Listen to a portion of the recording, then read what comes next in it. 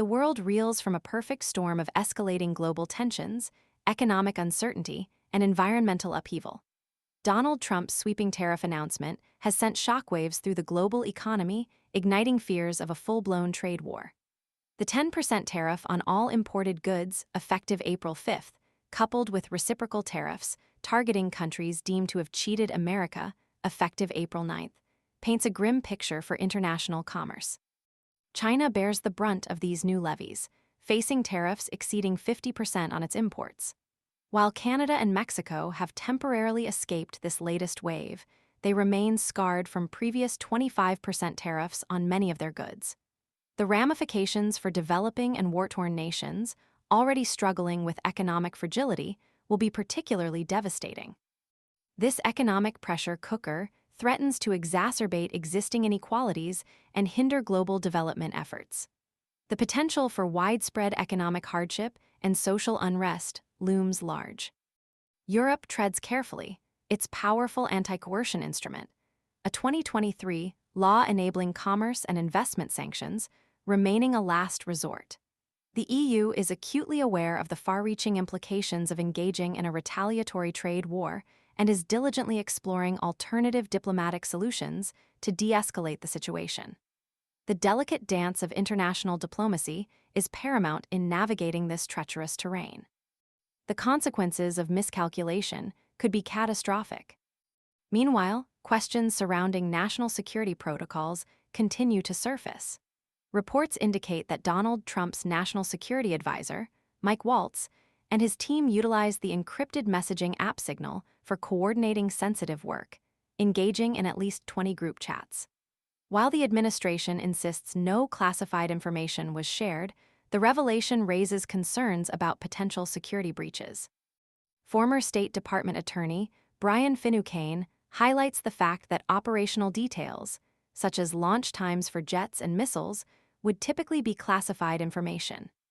The use of unapproved communication channels for sensitive government matters underscores the need for stringent protocols and oversight to ensure national security. The international legal landscape is also facing seismic shifts. Hungary's announcement to withdraw from the International Criminal Court, ICC, follows closely on the heels of Israeli Prime Minister Benjamin Netanyahu's visit to Budapest. Netanyahu, subject to an ICC arrest warrant over alleged war crimes in Gaza, found refuge in Hungary despite the country's long-standing commitment to the ICC.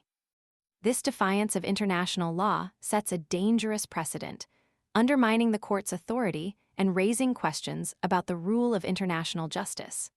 Hungary's withdrawal process, expected to take up to a year, further complicates the international legal framework and weakens global efforts to hold perpetrators of war crimes accountable.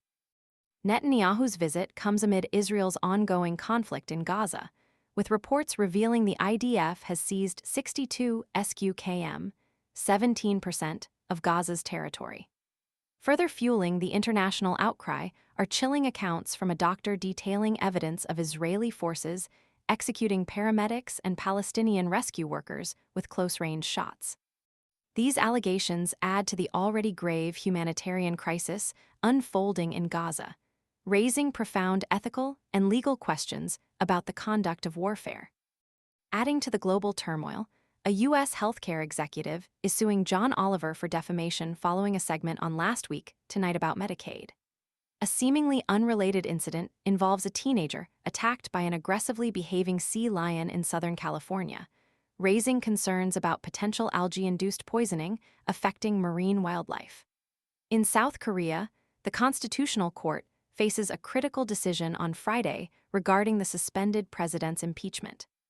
The dire situation in Afghanistan worsens, with the Taliban's male escort rule severely restricting women's access to health care and exacerbating already soaring mortality rates. These restrictions highlight the devastating consequences of oppressive policies on vulnerable populations, particularly women and girls, and demand immediate international intervention. The complexities of the criminal justice system are also brought to light. The Bristol University Innocence Project, launched in 2004, aimed to address wrongful convictions in the UK.